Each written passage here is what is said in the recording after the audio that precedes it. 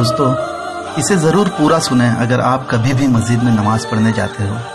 इससे पहले कि मैं अपनी बात रखूं, मैं आपको एक छोटा सा वाकया सुनाना चाहता हूं जिसे मैंने बहुत महसूस किया है।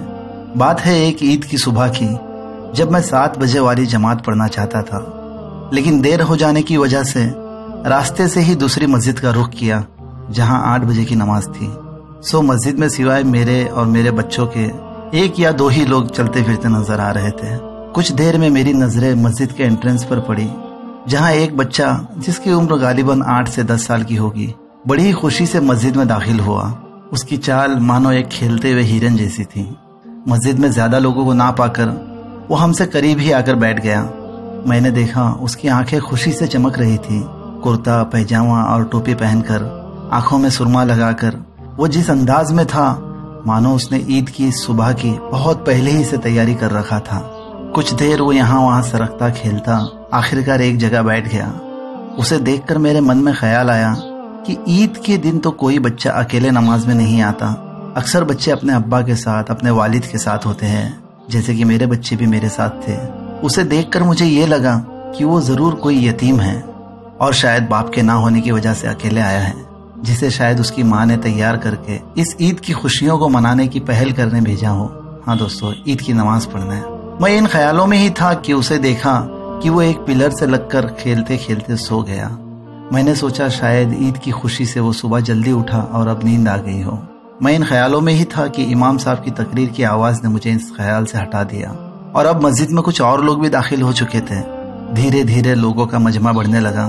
थोड़ी ही देर में मैं दोबारा बच्चे की तरफ मुतवज्जा हुआ और देखा कि इमाम की तकरीर की आवाज से वो उठकर बैठ गया।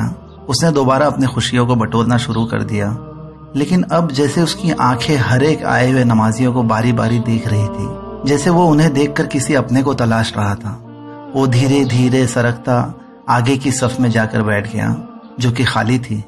मैं तकरीर सुनने लगा और वक्त आया कि मस्जिद पूरी भर चुकी थी और मुअज्जिन ने इकामत देना शुरू कर दिए। हम सब नमाज के लिए खड़े हो गए। बस नमाज शुरू होना ही था कि मेरी आंखें दोबारा उस बच्चे पर पड़ी, लेकिन इस बार उसके चेहरे की सारी खुशियां गायब थी। मानो किसी ने उसके सारे सपने, सारी ईद की तैयारी पर पानी फेर दिया हो। वो आगे की सफ से भीड़ के बीच में से होते हुए पीछे की ओर आ रहा था, बाहर की ओर आ रहा था। दरअसल वो खुद नहीं आ रहा था, उसे लोग पीछे कर रहे थे। वो एक कतार से दूसरे कतार पर आता तो वहां के लोग उसे पीछे कर देते, फिर उसके पीछे के कतार के लोग और पीछे कर देते।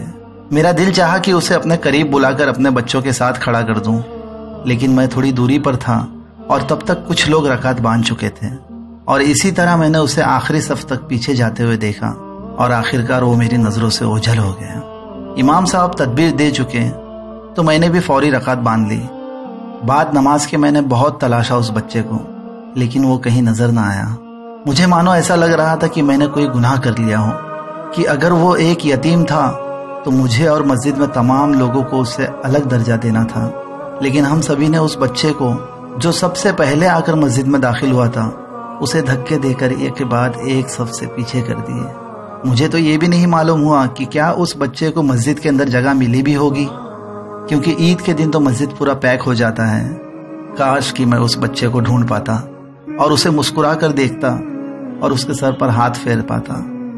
अब मुझे अफसोस भी हुआ और गुस्सा भी आया उन तमाम लोगों पर जिन्होंने उसे इतना पीछे कर दिया कि उसे शायद अपने बाप के ना होने का एहसास दिलाया हो। मैं इस वाक़ये को और उस बच्चे को आज तक भुला नहीं पाया। हाँ दोस्तों, ये इसलिए हुआ कि मस्जिद में आने वाले बेशतर लोगों के दिमाग में ये भर गया है कि बच्चे के सफ में रहने से नमाज ही नहीं होगी, और नतीजतन जाने में अनजाने में हमने एक शायद यतीम या एक गरीब बच्चे को अपने बीच में खड़ा होने नहीं दिया, जबकि उसका हक था, क्योंकि वो सबसे पहले आकर बैठा था वहां।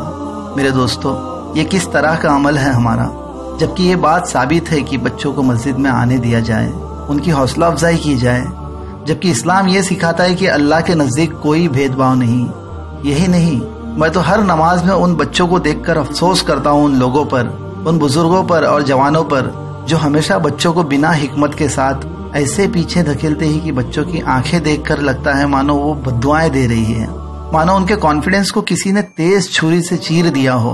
अब इस मामले पर चूंकि हमारे इमाम भी बहुत ज्यादा नसीहत नहीं करते लोगों को, सो ये मामला ऐसा बन गया है कि बच्चों को जिनकी उम्र 10, 12 यहाँ तक कि 15 वालों को भी पीछे कर देते हैं। यहाँ तक कि बच्चे नमाज शुरू कर चुके तब भी उन्हें उठाकर या धकेल कर पीछे कर देते हैं, और जब पीछे के सफ में दूसरे बड़े आते हैं तो वो वापस उन्हें पीछे कर देते हैं, और फिर यही सिलसिला जारी रहता है यहाँ तक कि बच्चे एकदम से पीछे हो जाते हैं।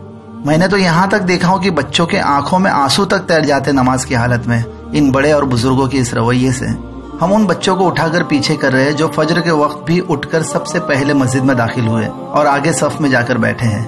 उन बच्चों को पीछे कर रहे हैं जिन्हें एक तरफ हम 10 साल के होने पर डांट रहे, पीट रहे, नमाज भेज रहे हैं। नतीजतन कुछ बच्चे तो अब घर से निकलते हैं लेकिन मस्जिद में ही नहीं जाते, क्योंकि उन्हें जबरदस्ती छोटा साबित करने में लगे हैं हमारे ये बुजुर्ग। कुछ बच्चे तो पहले ही से जाकर मस्जिद के कोने में खड़े हो जाते, भले ही पूरे मस्जिद के मुसल्ले जो खाली रहे, क्योंकि उन्हें पता है कि 4 रकात खत्म हुए तक आखिरकार उन्हें बिल्कुल पीछे कर दिया जाएगा। और कभी कभी तो ताज्जुब होता है कि उस कोने में खड़े बच्चे को भी दरवाजे की ओर धकेल दिया जाता है अगर मस्जिद पूरी भर गई हो, और देर से आए हुए आखिरी रकात में पहुंचे हुए लोगों को अगर जगह ना मिले तो। मैंने खुद कई शरारती बच्चों से मोहब्बत के साथ बात किया, उनसे मिला, सलाम में पहल किया, उन्हें मर्तबा दिया, तो नतीजे में वो बच्चे अब सिंसियरली नमाज पढ़ते हैं। फिर भी बच्चे अगर शरारत कर लें तो हम उनसे दोबारा मोहब्बत से पेश आए।